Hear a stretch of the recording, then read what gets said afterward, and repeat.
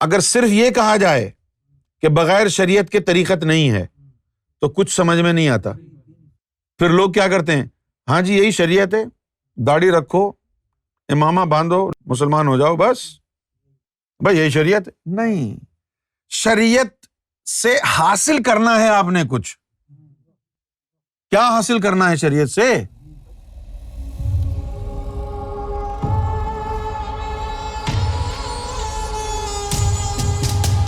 اگر صرف یہ کہا جائے کہ طریقت کا دار و مدار شریعت پر ہے تو بات سمجھ میں کسی کی آئی نہیں۔ اب سمجھیں اس کو کہ شریعت سے طہارت نفس کی حاصل کرنی ہے، اس کے اوپر طریقت کی عمارت بنے گی۔ اگر آپ نے شریعت کے ذریعے نفس کی طہارت حاصل کی نہیں اور ابھی امامہ شریف اور بغل شریف کے بالوں کو کاٹنے میں لگے ہوئے ہیں تو ساری زندگی اسی میں لگے رہیں گے، کبھی طریقت حاصل نہیں ہوگی۔ طریقت کے لیے کیا ضروری ہے؟ شریعت کا جوس نکالنا، شریعت میں سے طہارت نفس کا جوس نکالو، اس سے طریقت بنے گی۔ اگر صرف یہ کہا جائے کہ بغیر شریعت کے طریقت نہیں ہے تو کچھ سمجھ میں نہیں آتا۔ پھر لوگ کیا کرتے ہیں، ہاں جی یہی شریعت ہے، داڑھی رکھو، امامہ باندھو، مسلمان ہو جاؤ، بس بھائی یہی شریعت ہے۔ نہیں، شریعت سے حاصل کرنا ہے آپ نے کچھ۔ کیا حاصل کرنا ہے شریعت سے؟ تزکیہ نفس۔ اگر تو شریعت سے تزکیہ نفس نہیں کر سکتا تو تو نے شریعت اپنائی ہی نہیں۔ یہ جو کہتے پھرتے ہیں نا ہم شریعت کے ٹھیکیدار ہیں، ہم شریعت کے ماننے والے ہیں، ان کو قبر میں اترنے دو۔ ہاں جی شریعت کو فالو کیا تو نے؟ ہاں بالکل کیا۔ ثبوت دکھاؤ۔ ثبوت کیا ہے شریعت کا؟ طہارت نفس۔ قد افلح من تزکا۔ اگر آپ یہی سوچتے رہیں کہ بھائی شریعت کے بعد طریقت، خود بخود کبھی تو آئے گی نہیں وہ۔ آپ نے شریعت کا عرق نکالنا ہے، شریعت کا۔ یہ بڑے پتے کی بات ہے، لکھ لو، رائٹ اٹ ان گولڈ۔ یہ نہیں ہے کہ بھائی اب ساری زندگی جو ہے وہ آپ شریعت میں ہی لگے رہیں گے۔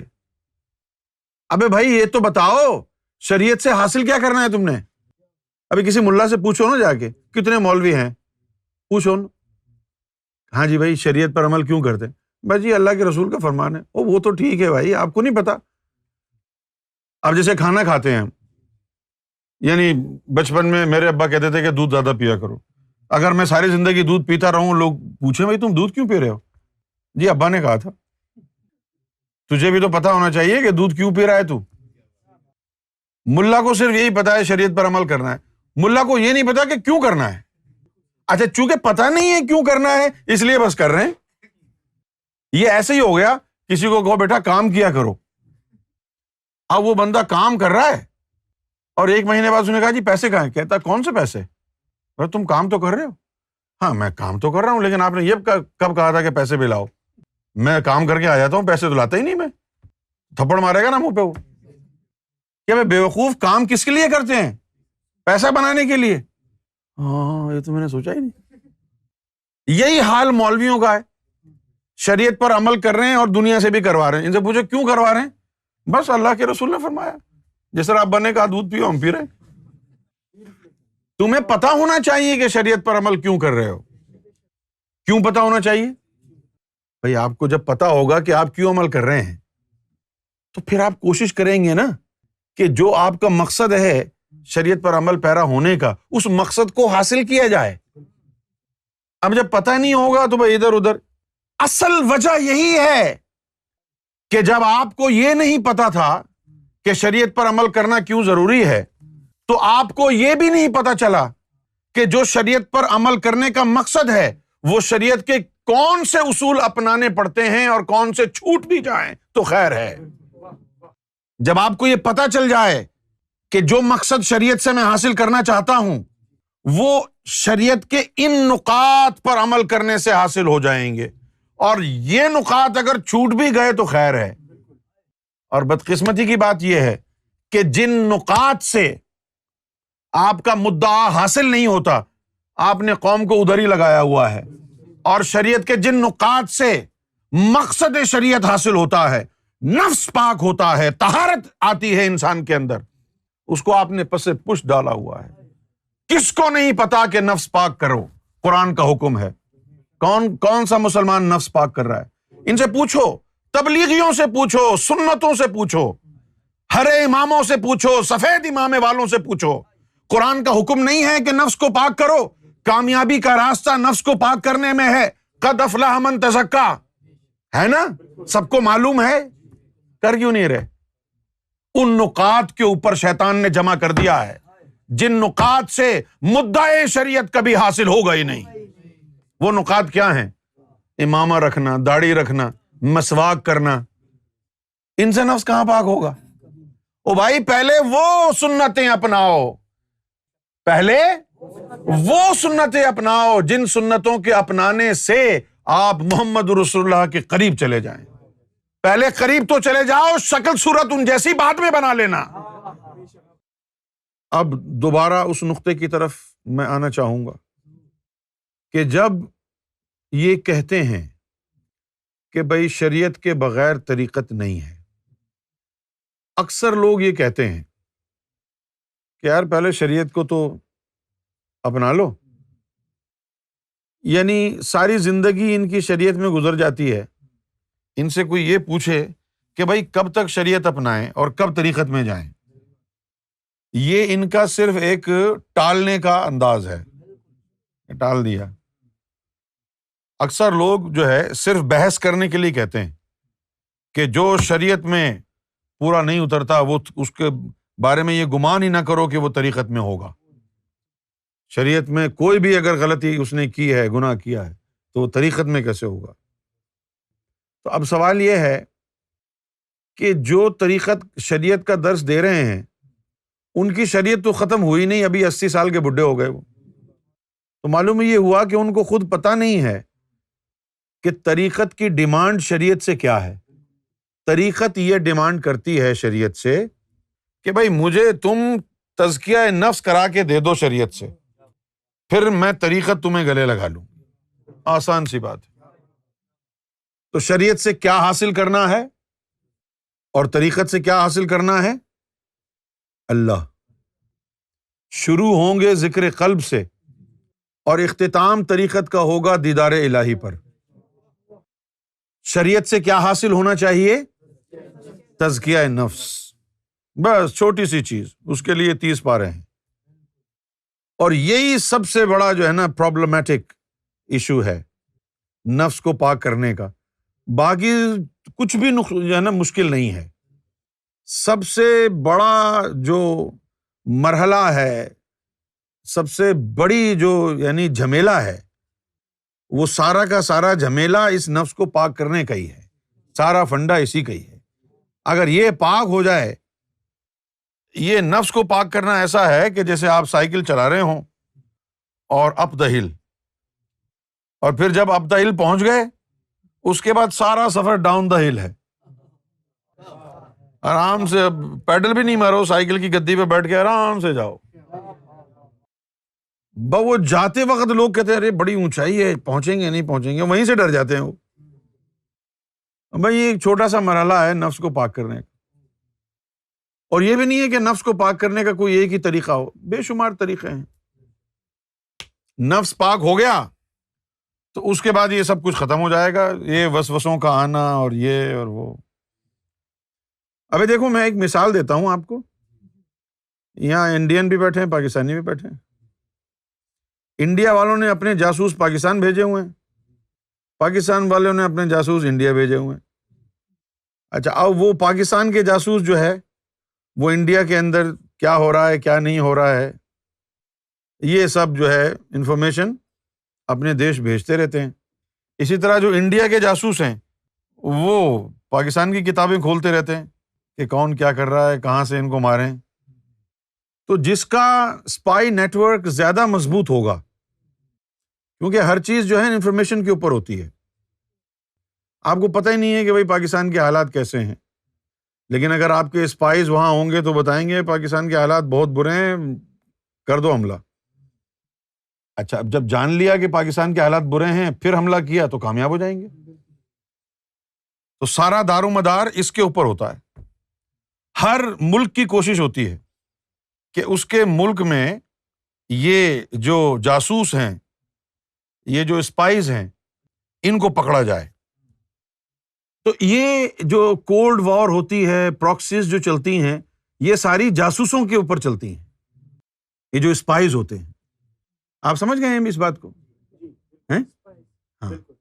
اچھا، یہ کولڈ وار پراکسیز، اب آپ نے آنا ہے کہ آپ کی اور شیطان کی بھی ایک کولڈ وار چل رہی ہے اندر۔ آپ پتہ ہی نہیں شیطان آپ کو کہ کہاں ہے، نہ شیطان آپ کو پرسنلی کبھی ملتا کہ اوئے میری تجھ سے دشمنی ہے، سنبھل کے چلنا، بولا کبھی اس نے؟ وہ پتہ نہیں کہاں بیٹھا ہوا ہے، اور کیا کیا ہوا ہے اس نے؟ اپنا جاسوس تیرے اندر بٹھایا ہوا ہے۔ شیطان کا جاسوس کیا ہے تیرے اندر؟ لطیفہ نفس۔ کیا بیات، تو بڑا انٹیلیجنٹ آدمی ہے، میں بلا وجہ سمجھتا تھا کہ تم بڑے یعنی چالاک آدمی ہو۔ چالاک اور انٹیلیجنٹ میں فرق ہوتا ہے۔ اس نے اپنا جاسوس آپ کے اندر بٹھایا ہوا ہے، اور آپ اپنے آپ کو پاک پوتر سمجھ رہے ہیں۔ اس نے جاسوس اپنا بٹھایا ہوا ہے، جب بھی آپ پوجا پاٹ کے لیے جائیں، نماز پڑھنے کے لیے جائیں، وہ نفس فوراً شیطان کو گئے جا رہا ہے، ہاں سے چلو جانے دو، یہ نماز میں کھڑا ہو گیا، شیطانی خیالات آ رہے ہیں، بیوی بچوں کو خیالات آ رہے ہیں، تمہاری ہر عبادت کو خراب کر رہا ہے وہ جاسوس۔ تو سب سے بہتر طریقہ کیا ہے کہ سب سے پہلے اس جاسوس کو نکالو جو تمہاری کمزوری جانتا ہے، تمہاری ویکنس اس کو معلوم ہے۔ پہلے اس جاسوس کو نکالنا ہے۔ بھئی ابلیس اور شیطان کا مولویوں سے اتنا خطرناک یارانہ کیوں ہے؟ کیونکہ مولوی حضرات شیطان اور ابلیس کے ایجنڈے پہ کام کر رہے ہیں۔ پوچھو کیسے؟ وہ کہہ رہے ہیں نمازیں پڑھو، روزے رکھو، داڑیاں رکھو، امامیں رکھو، وہ جو جاسوس بیٹھا ہوا ہے اس کے بارے میں نہیں بتا رہے، ڈبل کراس کر رہے ہیں تم کو۔ ہاں بھائی ٹھیک ہے، تم نے ہمیں نماز میں تو لگا دیا، ہم کو ساری چیزوں میں لگا دیا، لیکن جب ہم گئے ہماری جاسوسی ہوتی رہی، یہ نفس پکارتا رہا شیطان کو، شیطان آتا رہا، ہماری نمازیں خراب ہو گئیں، ہمارے روزے بیکار ہو گئے، ہماری پوجا بیکار ہو گئی، سب کچھ ہمارا لٹ گیا، برباد ہو گیا۔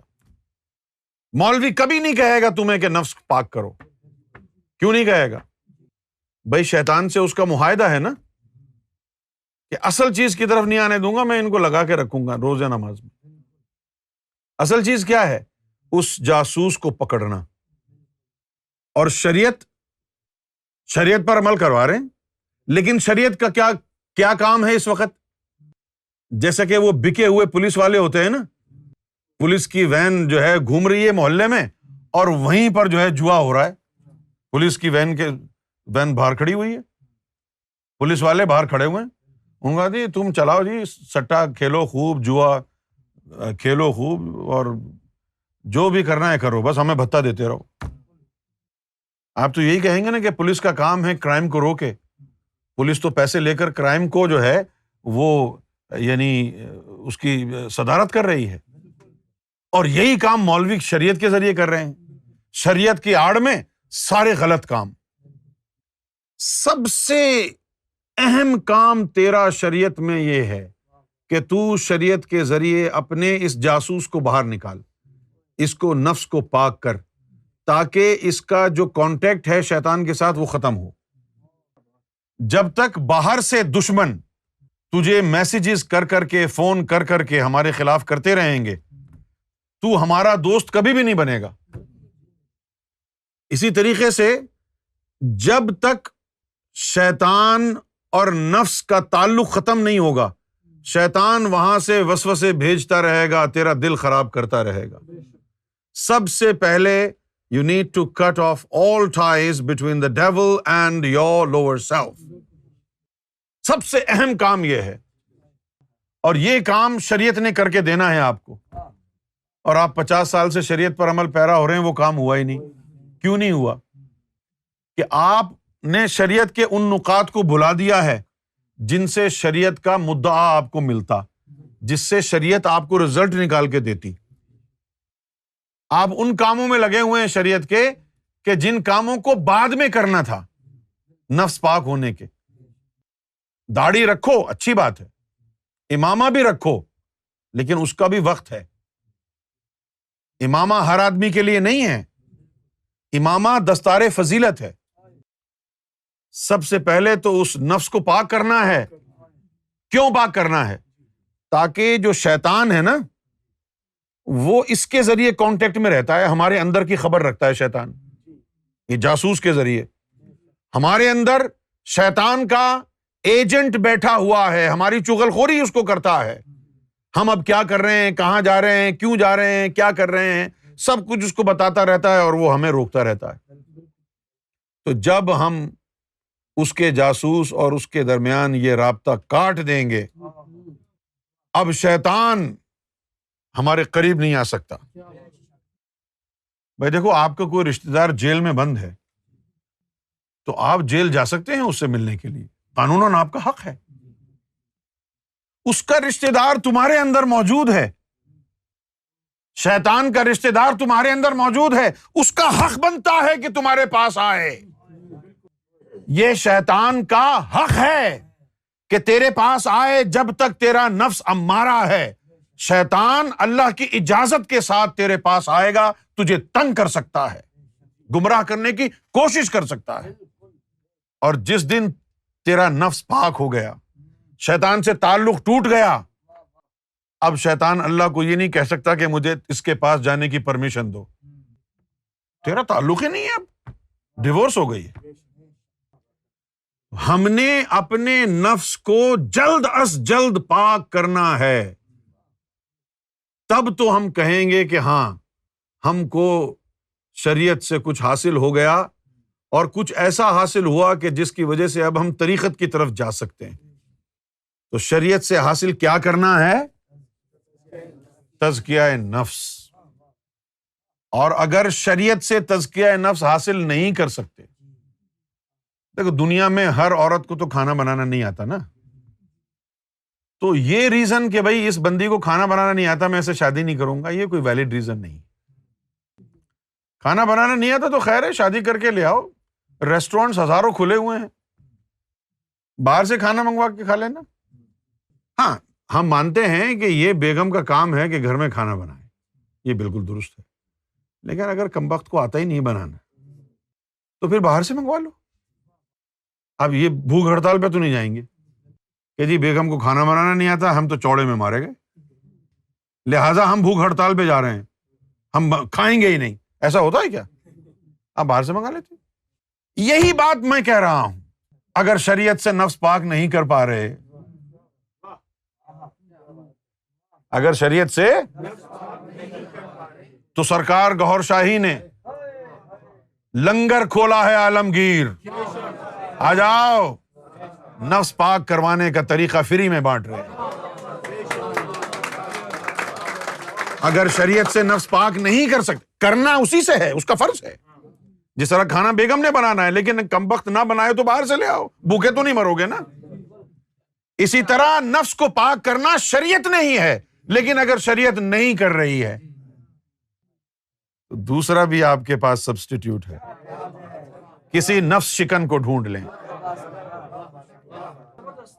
مرشد کامل نہ ملے تو شریعت میں رہیں تاکہ طریقت تک پہنچیں، اور مرشد مل جائے تو نہ شریعت نہ طریقت، براہ راست رب تک پہنچے۔ اگر مرشد کامل مل جائے تو نہ اب شریعت کی ضرورت و حاجت ہے، نہ اب طریقت کی ضرورت و حاجت ہے، نہ حقیقت کی ضرورت ہو۔ تجھی کو دیکھنا، تجھی میں گم رہنا، یہ میری عبادت نہیں ہے تو کیا ہے؟